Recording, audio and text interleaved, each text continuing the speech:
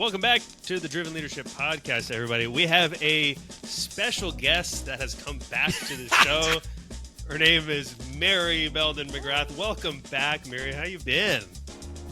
Good. Yeah, it's been a while. I was like, we're still doing podcasts. We are still doing them. It's been the Eric and Connor show for a while. Yeah, Connor and I are holding the fort down. I'm so glad I'm invited. You're invited every time. You find ways not to show up. I think last time we did sit down to record one, you had to run out to for a sales call, which is a reasonable excuse. So, but we're glad you're back today, and of course, as always, we're joined by Eric and myself. Podcast. I make it to them. I'm just saying. And myself, Connor. We are the Driven Leadership team. Everybody's a little spicy today. It is Friday. We're feeling good. It's October. The moon is full.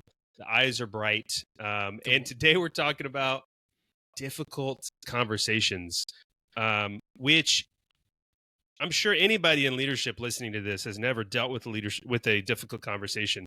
So this is going to be maybe a conceptual combo for a lot of people. No, I mean, I feel like in leadership, almost every conversation can turn into a difficult one. So it is intentionally broad. We're going to dive into what happens when people avoid these types of conversations. How do you have productive, difficult conversations? What are some tactics or tools or even just mindsets you can go into these conversations with? And of course, this is ahead of our, scheduling wise. I think this is coming out the week of our webinar that we're doing a whole webinar on how to have difficult conversations. So it's been pretty relevant for us in the past few weeks. Well, and Connor doesn't know this, but Mary and I planned this before, and so we thought we'd on air live have a difficult conversation with Connor, and thought that was the best way to do it. Is that okay? Does that cool. Yeah. That's discovering that I've had that's a new trigger for me, because that some deep panic set in. Very deep panic. No, but it ties into this, because my very first thought when we started talking about this. I got a sales call. I got to go. My very first thought of this is the more people are prepared and ready for the conversation, typically the better it goes. Not always.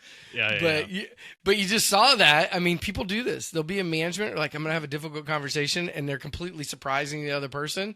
Yeah. And they go through a whole series of emotions, and now you're triaging out of this minefield you just built. And, but anyway, so that was a good little introduction. I'm glad we got you to panic. Fantastic. Yeah. Well, and that actually is what happens in a difficult conversation. And exactly what you just did and said is because we go into that protective mode. It's safety, it's fight, flight, freeze, and all rationale goes away. Yeah. Well, and we talked about this before a little bit. We've been doing the personal masterclass, the breaking through self-sabotage. Eric and I just went through it. We're on like our 7th class somehow of people going through it. And something that came up in our last class we had together was a guy saying kind of like, what have you gotten out of the class? And he realized, he's like, now that I understand what my personal triggers are, he's like, I've realized that was been holding me back from having difficult conversations that I've needed to have. And of course, we're talking mostly in business, but I think that's true in our personal lives as well, where it's like, oh, you're unconsciously triggered by this thought. And so my response is just to avoid the conversation, or when the conversation does happen, it goes sideways real quick. And like Eric, you said, now we're in triage mode. We're managing emotions rather than the logistics and like what actually needs to come out of the difficult conversation. So I think that's kind of an apt place to start with this. Why, just in general, why do people avoid difficult conversations? What have you seen? And then ultimately, like, we can move into how do you get to where you're now willing to have difficult conversations with people that are in your business or on your team? People are weak. It's a joke. That's a total joke. But I think people believe that, but that's not true. Go, Mary's more the expert. I'm gonna clip that, and that's gonna be the clip that goes around social media. Are weak. No, No, difficult conversations are a lot of times because we make it about ourselves. We get uncomfortable. We're afraid of what people think. Are we going to say it right? We're afraid of losing or hurting the relationship. We're afraid of being vulnerable. What if we do it wrong? And into the triage, if we come in, I say all good intentions, sometimes the intention is there, and yet we do something that actually upsets people. And we say, it's not our intent, it wasn't our intent, and that's not what they hear. So when we have time and we can set people up for success, it can help, but we also have to recognize people are getting triggered. We don't feel safe. We have to build, we're actually doing the 5 behaviors right now. And that's been top of mind, that vulnerability-based trust.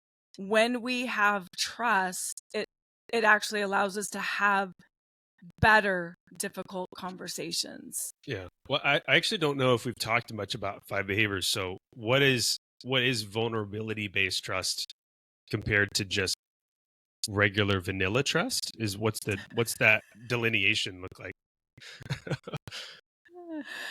I feel safe with you. I feel safe to say, to be, it's not going to come back. We talk about character, competence, and vulnerability. Competence is, I believe that you have the skill set. You can follow through with the task because you have the skill set.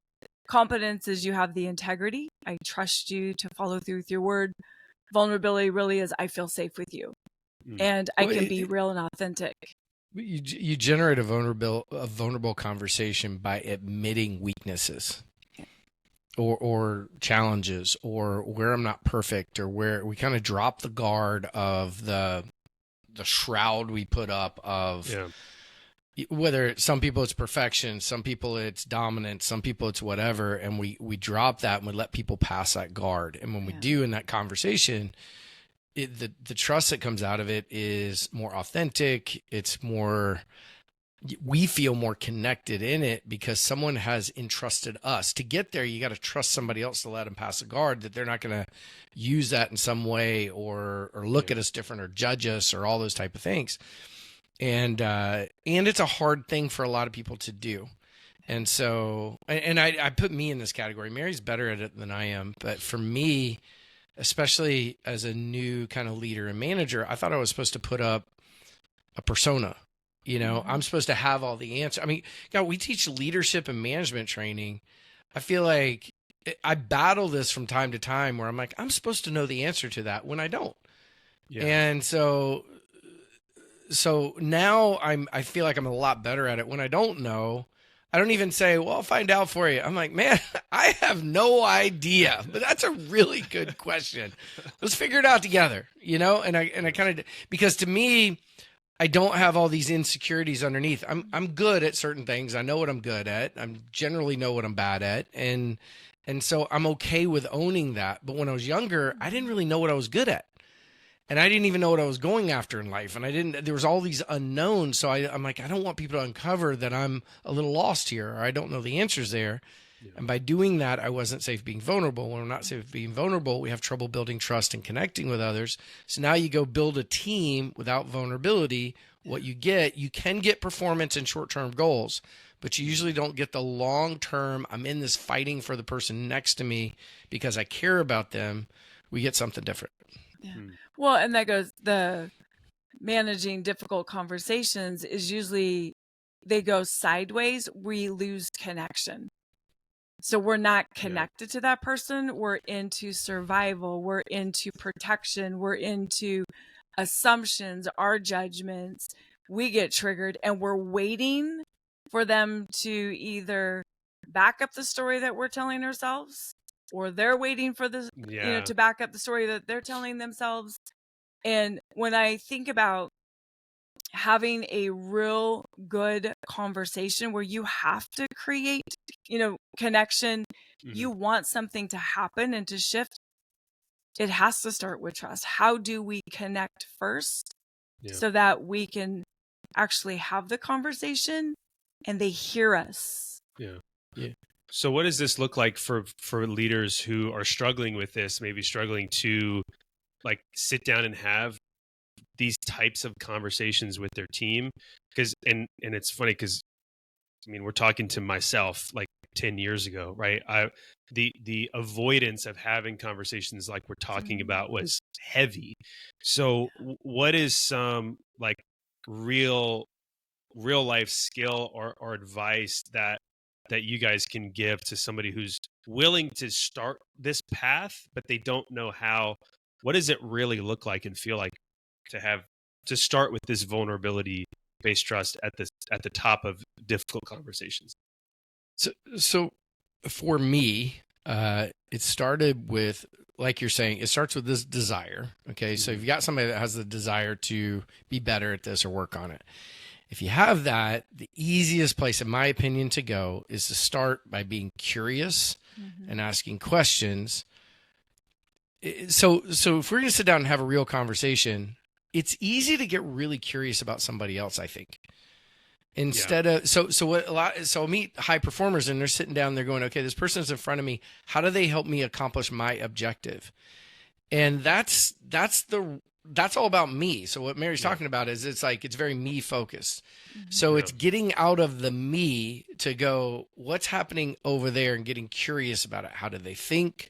Where do they go with it? What do they why are we handling things this way? What's happening you can go, I had somebody in a class recently, we were talking about this, and they go, okay, so you're saying to connect with people, to build this vulnerability-based trust. Well, do I have to tell them about like what happened to me when I was a kid and I have to go through, or the phrase we had on the other podcast, my terminology, why my arm fell off when I was, 10.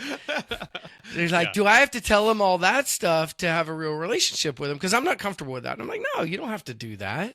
Yeah. You don't at all. It's a way. Yeah. But if I'm just getting curious, I mean, example, actually, Kyla handles all our logistics, and we changed the process for how we're doing our follow-ups to Bold. And it's awesome, by the way. We just kind of radically shifted that. Mary did pilot it. It's really cool. But we shifted the process. And in there at the end of it, Kyla's been putting together a video on kind of how their journey. We got all these pictures from Bold and put together. Really, it's so cool. It's a really cool video. It's emotional. And so yesterday we're doing our first video with the change in sustainability, and she didn't do the video. And I was like, well, so me being, let's get it done, high performance. Okay, so what my natural, give it 5 years ago, 10 years ago would have been, what the fuck? Why isn't this done? No. Why'd you drop the ball? And I kind of come in. That's all about me. That's a fear of we're not prepared. We're not this. We're not all that stuff. So instead today I went and I go, hey, what happened there? Like what was the thought process? Why did we land here? Yeah. And she's going, man, we changed this whole thing. I thought we dropped this out of it, and it was an assumption. It was a miscommunication. It wasn't anything. But what I would have done prior to that is I would have actually created a distance, because I would have come in attacking about my agenda and what's going on. Yeah. Instead, I got curious. I wouldn't say I handled all of it perfectly, because I was still kind of like, why did we do that? I mean, she had to kind of explain quite a bit. Yeah. But the end result is you want to start this, and you're in that space. How do you get curious? How do you see it from their perspective? How do you learn what their perspective is? And in doing that, people are typically more comfortable talking about them and their work and what's going on in their mindset. Yeah. I don't sit down and go, hey, we need to get closer. So like, were your parents nice to you? That's not where we're going. That's not. Oh, God. But no, with our team, and this is with anyone, vulnerability-based trust starts with, hey, how are you doing? So that connection, we get to actually know people. We know. When Mary asks that, hold on. Mary sits down and goes, how are you doing? I immediately go, oh, shit, I'm not doing well. I didn't know it. Like, Mary has this ability to ask that question, and it like pierces your soul, and you're That's like, amazing. Oh my gosh. So I'm just saying, Mary, it's a little different with you. But anyway, keep going. Sorry, I cut you off. No, to have the right to actually step in, we get to know our people. The power of connection. Yeah. People don't care how much you know until they know how much you care. Like, really, do you step in on Monday morning, check in? Hey, how's your weekend? How's your daughter? How's your mom? You know, the moments to actually connect, that creates vulnerability-based trust to say, I want to know about you. It's not just, hey, what system, what process, our L10 meetings, what do you got going on? What's the agenda? We take the time to connect. So when the difficult conversations show up, the assumption is gone. So we use, and I know we've hit this on a lot of our podcasts, we use the intermetrics. Whatever tool you use, when you know people's preferences and how they're taking in information, when you get to know your people, you challenge those assumptions. So something happens. For me, why am I triggered? Because I just made it about me. Yeah. So the conversation, because since we'll use Kyla and my standards, everyone knows my standards are stupid high. And I look, stupid, I'm ready to strong go. word there, stupid high sometimes. They're just, over the top high. And I had a training I was doing, and I went straight from the training into my sustainability. Well, in the back of my mind, I'm like, I don't see the video. But and to Eric's point, what I've done in the past, because I don't have that connection, the assumption would come out, I get pissed, and I didn't. I walked down and said, hey, where's it at? Cool. Can we just have it? And then I actually went back, which you didn't know, Eric, and I had the conversation later and asked questions and got the same thing I assumed. Yeah. And she said, I shouldn't assume. And I go, it's not about shouldn't have or should. It's okay. Like, I get it. And just from this point forward, just ask questions. If you're not sure, assumptions are the termite of every relationship. And when we get into difficult conversations, the things that happen is we get triggered. We're making assumptions. We make it about ourselves, and we don't feel safe. Yeah. So once we can take all of that off, ask questions to Eric's point, get so curious. Curiosity, questions are the answers. So how we do it, how we ask the questions, are we inviting or are questions, telling? A little pointed. Tell me why you messed up so much. Explain to me why you thought that was a good idea. Yeah. Is it worth in this conversation talking about triggers? Because we've thrown it around a lot about like knowing when you're triggered and feeling triggered, so you react a different way. I mean, how do you begin managing that and understanding as a leader, as a person, like what your triggers are so that you can manage them better? I don't know if this is a tangent we should go on in this whole difficult conversation thing, but we've just referenced it a lot at this point. It's interesting because the way we used to teach triggers was not near in depth as we do with personal mastery. Oh yeah. And when you understand your triggers, and especially when I look at the 6 cognitive distortions, I pick it up everywhere. Did I just personalize that? Am I catastrophizing? Are you catastrophizing? Get stuck in the shoulds, right? The black and white thinking. When you see those triggers are unaware, or you see it with other people, the stop method, stop, pause, whatever, and you're in an emotional state. And this is anytime we're having a conversation. And I always tell people, do not have that conversation when you are emotionally hijacked. When we are triggered, when there's deep emotion, if you can pause and wait 90 seconds, they say, research shows, if you don't feed it more thoughts, the emotion starts to calm down.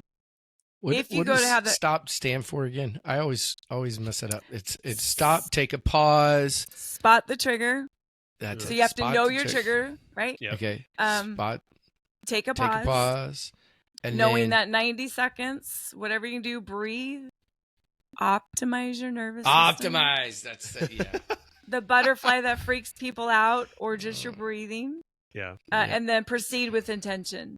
Yeah. And so many times, and I love one of my personal mastery classes, the gal said, well, I just do S and P and I forget about the T and the O. Yeah. It's like, I'm just like triggered and then I proceed, but not with intention. Yeah. Well, and I think it's important to note there, because this was my first response when I heard the whole STOP method of like, well, if I'm in the middle of something and I'm like for this conversation, I'm in the middle of a conversation that's going sideways, I can't just stop for 90 seconds and breathe for 3 minutes and all that stuff. But I think you can. I think there is moments in conversations when they get maybe to the point of like being out of control, or when you feel yourself getting triggered, you can call a timeout, especially if you're in a position of a manager, or even if you're a position of a team member, or you're talking to your direct report. I don't know any time that I've heard of people calling a timeout and it not being respected. And at least where it's like, take a breath, let there be an awkward silence while you just gather yourself so that you can move forward with intention. Because, I literally was talking to a friend of mine last night where he was having a conversation with his direct report, his boss, about pay, which is really sensitive topic for a lot of people. He got triggered and he said something that he had promised himself that he wouldn't say. But in the moment, he just said it because he was triggered. He got upset. He got emotional and then said it, which happens so often. And it could be about dumb stuff about what shelf should this box go on in the warehouse, or stuff like that, where it's like, I think I deserve a raise and I don't know why I'm not getting one. And so yeah, I love the STOP method, and you can take it to where it's like 3 seconds, 15 seconds, or the full 90, 3 minutes, whatever you need to do. And you're letting yourself know, hey, I recognize right now I'm triggered. My amygdala is firing. I'm in fight, flight, freeze. I'm in protection. I see it. And right now I'm just going to calm it down. I'm going to ask myself and look for the assumptions. Yeah. And I mean this serious. I don't mean this as a joke. So the STOP method, I can't ever remember the words to it. So for me, just stop. But for me, it's become stop digging a hole, stop making it worse, stop overreacting, stop being frustrated, and those are all the things to stop doing. And then there's a whole start doing. Take a breath. Yeah. Calm the F down. Listen to what's being said. Yeah. Hear the other perspective. Right. And the STOP method helps walk through it. It's funny though. We were talking about difficult conversations, and then we've moved to triggers, and why when difficult conversations show up is because a lot of times we're triggered in the difficult conversation, or defensive, or we're fearful, or there's heightened emotion. That's why they're difficult conversations. Yeah. And then we're talking about triggers and managing those while we're in there, and tools to do that. Okay. So got that pathway, but I still feel like there's a big part of difficult conversations that is planning. Yes. And it's, so there's the, what do we do when we're in it? Yes. We're self-managing, we're listening, we're being curious. There's all sorts of techniques we can use in difficult conversations, know their personality, all that. But what I find is difficult conversations that are unprepared and unplanned. And that's actually why I started there, just kind of messing with you at the beginning. The more planned, the more prepared we are, the more we kind of in our head a little bit, kind of think this through and kind of, okay, where do I want this to go? Yeah. How am I going to stay calm? And I'm even picturing myself, we do this with athletes. They go into sports, they go into their game, and we're like, okay, picture yourself. How do you want to kick the ball or throw the ball or whatever it is? How are you feeling? How are you managing yourself through it? And all these things that we help them with, how to deal with stress and anxiety and pressure. Yeah. Why don't professionals do that in other areas? Yeah. Why aren't we visualizing the outcome that we want? Why aren't we practicing before? Why don't we center ourselves? If we know a difficult conversation's coming in, why aren't we going for that run or hitting the gym or doing whatever to help us get our nervous system in the right place? And it's such a big deal. And then planning, what are my key points? What do I need to do? And I want to hit something else, but I don't know if you have something there, Mary, on the planning part that you want to add in. Well, I do actually. In our lead speak, there's a whole tool that they walk through, and one of them was, how can I blank while not blank? So you're looking at having a conversation with someone, and it is the planning. You're planning to have that conversation. So what do I need? What needs do I need met that are not being met? What needs does the other person need met that might not be met? Mm-hmm. What assumptions could be happening? Challenge my assumption. What assumptions could they have? So how can I have this conversation? How can I get my ideas out clearly without shutting them down? So how can I blank while not blank? And that alone starts to create this plan, and I have people map it out. So visualizing, to your point, end in mind. When I'm done with this conversation, what do I want them to feel? Not necessarily me. What do I want them to feel? What do I want them to see? What do I want them to do? Yeah. Because in that, if I say, what do I want to feel? What do I want to see? I'm making about me. Right. But it's about the other person. So how do I connect? How do I truly bring true connection? And I understand that, high C needs facts, data, information. So in that planning stage, I know that I have to have my research done. And at the same time, how can I get this a point across or ask for this without hurting them or shutting them down? Yeah. Yeah. The how can I not, or how can I blank while not blank is such a crazy simple tool, but it is so powerful because, I mean, like with all leadership, it just forces you to be intentional with what you're going into a meeting for.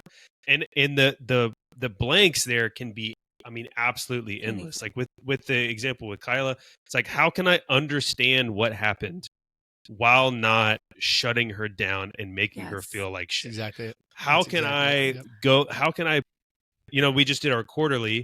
It's like, how can I build smart revenue-based rocks while not shutting people's ideas down?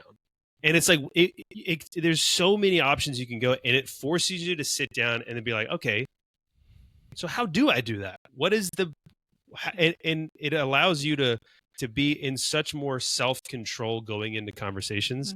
Mm-hmm. I love that tool. It's it's like 5 words, 2 blanks, endless possibilities. So all right. That's a scary quote that just happened, or movie trailer. What what was the other thing you were going to go into? Well, okay, so a couple things. One, the what you guys were just talking about, I always think of the ands versus ors, and I know we've talked about that before, but it's like, to your point, okay, so I'm talking to Kyla this morning, and it's like, how do I understand this and have this conversation and not shut her down? And I think a lot of people look at this as, well, I need to have this conversation. If it shuts her down, whatever, it becomes it's not and I want all of it. I want to have a great conversation. I want to get my point across. I want to understand what's taking place. And I don't want to shut her down. I want her to feel empowered to be able to do things afterwards. Like all that, it's all and. But what people do is they make it an option. It's like, well, I'm going to have this conversation, and my and is I'm going to feel good when I walk away. Wherever she's at, well, that's her deal. And we don't focus on bringing more possibilities. We get our needs met, and we don't worry about other people getting their needs met. I mean, I think I've literally heard it from other leaders where it's like, I'm going to go have this hard conversation, and it's either going to go good or it's going to go bad, and they're not going to be here tomorrow. And it's like, okay, what? Those are crazy options. Like, what if we just stick to the more positive? And those are always the options. That is possible. It's how do we go in with bigger goals than that? Yeah. And how do we go in with even more empathy? So talking about triggers and personal mastery being so front and center, we dive into Maslow's hierarchy of needs, the very first class, and understanding then when someone's need is not being met, or we perceive our need is not going to be met, we go into self-protective mode. And so there's triggers, there's self-sabotaging behaviors that show up for anyone. And that connection, when we're talking about vulnerability-based trust first, how do we earn the right to have a conversation and come from that place of and, while understanding some of their fears are going on? Yeah, I think these are also, we're talking difficult conversations with people that we want to continue to enhance the relationship and continue building from where we are. So which should, I did a should, but in most cases will be the people that we work around on a daily basis. There are times where we're setting a boundary that either needs to change or we need to not move. So it's like we may be less connected in some of those conversations. But this was the other part I wanted to talk about was, and so we also own a company called Facial Lounge that we're part owners in it. That is day spas in Southern California, awesome company. And they've got some of the team members that are over there. We had a new manager who was getting started with us. And she's awesome, really good at connecting with people and working with them and really cares. And I think that's where it comes from. And when she had to have a difficult conversation, what would happen is this veil would go over. And all of a sudden she became like all that I can picture as like the big HR company who has big company with HR, and HR comes in and they're just kind of sitting there and like, and it's so professional. Yeah. Right.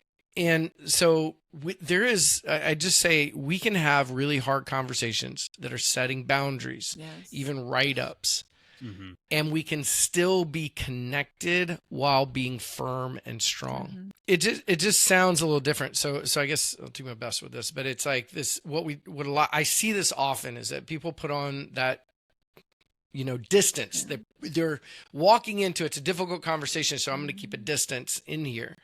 And in doing so, it actually makes the conversation typically a lot harder.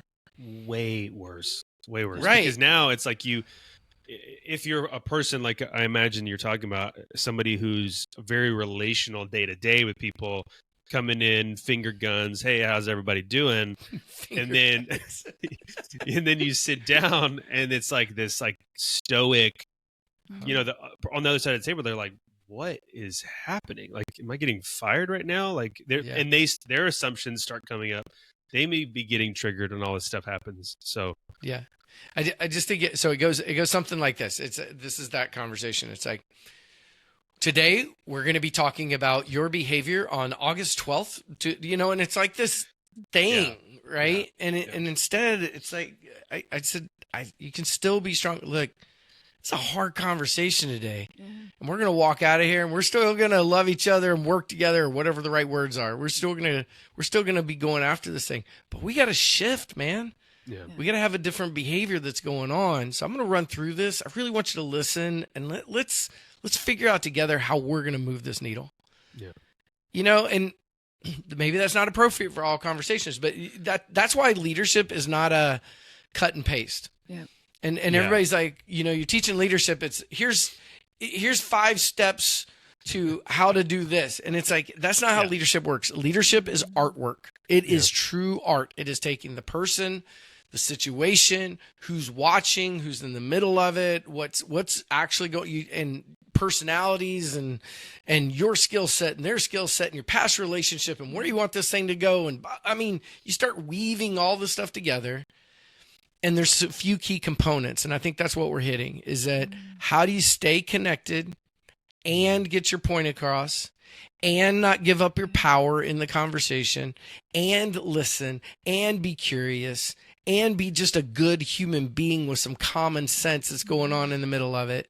Yeah. And if you start having those type of things versus the conversation being, I'm going to do what I got to do and they're whatever happens, when we start to add more pressure on us to perform better, the difficult conversations in my mind get so much easier.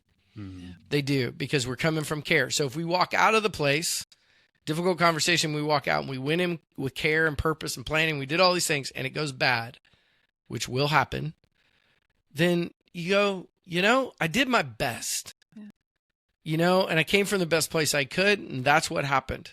Okay. Versus I go in and I do the opposite and then I walk out and I'm like, well, that's what I expected to happen. Oh, well, and put the blame on them of like, well, they're just not supposed to be here. Oh, it's always their fault. Yeah.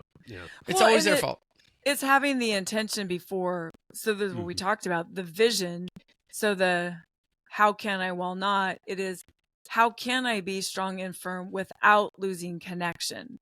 Yeah. And if we as leaders go into a conversation and we really come from the place, I want to stay connected, or, whatever that is. If we come in going, well, it doesn't matter what's happening. We're never coming in with the right intent anyways.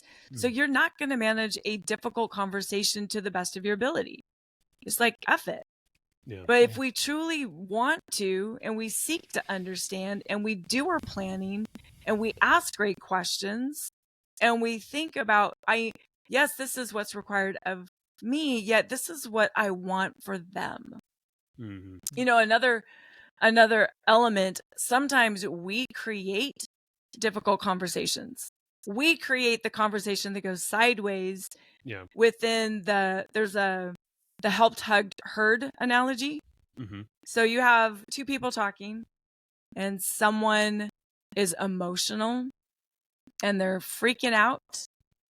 And human nature is a lot of times we want to come and we fix. It's like, oh, well, I can help I never do you. this, everyone. Never do this. Never fix anything. Yeah, never. Well, that might be true. It's not about the nail. One of these days we're going to play It's Not About the Nail in our podcast. But we come in with a helped conversation when they just need to be heard. Yeah. And when they need to be heard and we come in and we want to hug them or help them, we shut them down. There's an absolute disconnect. Yeah. If someone wants to be helped and they're asking for help and someone's not there to help them, they're like, whatever. And they're just like, let's be social. Now you've had a disconnect. Yeah. So, and I'm going to bring that into the webinar also, because that conversations between people, when you can recognize what they need and where they're at and we match them, it creates connection. Yeah. Yeah. I think the biggest piece for me as we kind of land this plane here, and this came up again, talking to my friend last night who was dealing with that difficult conversation that they had. And it's kind of like, what do you do moving forward from that? How do you either repair a difficult conversation, or like, what is really, and this is kind of what we're talking about, like, what's the end goal here? And for me, I look at it in the lens, and I know we're throwing out around a lot of stuff, 5 behaviors, DISC, lead speak, right. Like, we're throwing out a lot of stuff, but the conflict modes that we talk about, the TKI, and using those modes, I think it's conversations go from difficult to impactful. Yes. When you're sitting across the table from somebody, you're willing to have a difficult conversation. You're willing to go into a competing mode to be like, we're going to talk about this. This sucks. This is a problem. You messed up. I messed up. We have to figure out. But you go from that competing mode and you steer the conversation through curiosity of like, hey, tell me what happened here, or like, why did we make this decision? What went wrong? What did you understand? And you go from competing to this collaborating mode. And that is kind of where the magic can happen in repairing relationships. Difficult conversations, like we said at the top, is very broad. And I'm more talking about things that are like, maybe trust is broken and you have to have a really difficult conversation of like, how do we move forward? If you come at it where it's just like, this is where you messed up and this is what we have to do, XYZ. This is the plan I came up with, in my office with the door closed, and this is what we're going to do. It's just, you're not getting the other person on board. And so getting to that sweet spot of being able to collaborate with somebody through a difficult conversation, and then you walk out of the room, you're both on the same team, you both have the same vision, you both have the same agenda. And I mean, I know the difference from when I was a young leader to a more experienced leader, and the difference in those conversations is massive. Because then now 6 months down the road, and as a leader, I mess up, that person can hold me accountable, and we have the relationship that is healthy, and we can have more difficult conversations on the fly, and they become easier, and you slip into that mode. And so I think that, like, if I had to boil it down of like how to have difficult conversations, or really what the end goal is, rather not how to have them, but what the goal should be, it's like, how do you start collaborating with somebody on the issues that have come up, on the problem? And I mean, because really how Dr. Kilman talks about collaboration is like, that's when you start getting new ideas and like fresh objectives and initiatives to work from. So very cool. Yeah, I just doing the Well, we nailed it. Hold on, I have one more thought. Okay. So what you were saying, because I just did a 5 behavior yesterday, it was on commitment, and where true collaboration, where you truly get commitment, is alignment. But in order to get alignment, you have to have clarity and buy-in. So it's not a one-way conversation. It really is what we're talking about. How do you sit down? How do you seek to understand? People will not commit if their voices are not heard. Yeah. People will not be open to change and truly buy in if it's coming at them and they're not a part of the solution. And I think in this context, literally talking about like they won't commit to a difficult conversation if they feel like they're just being attacked and like talked at, you know? And so it's about commitment long term, but it's also like, how do you sit down and make sure that like you get buy into the conversation that needs to happen right now, you know, which comes from all the stuff that we talked about, planning and trust and all those things. So fantastic. This is good. I think we can just I love how we're self-promoting. We nailed it. We're good. This is good. Well, if the audience actually knew what happened right before we started, we literally did not know what we were going to talk about. We always know what we're going to talk about. What are you talking about? These it are planned well in advance. It wasn't a deep plan. Yeah. We can get on the webinar Wednesday and I think just play this podcast. Everybody sit quietly and listen to it. And I think they'll walk away better people. But they won't be bought in. If you're listening to this now on Monday or Tuesday, October 13th and 14th, you still got time to sign up for the webinar. If it's any time after that, tough shit. No, we pre-record them. You can still sign up and get the recording and all that stuff. But thanks for talking through this, guys. This has been a blast.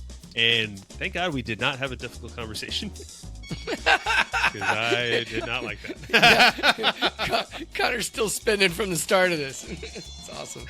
Right on. Cool, everybody. Well, thanks, Mary. Bye, thanks, until Eric. next time. We'll see you guys next week. Yep. Bye.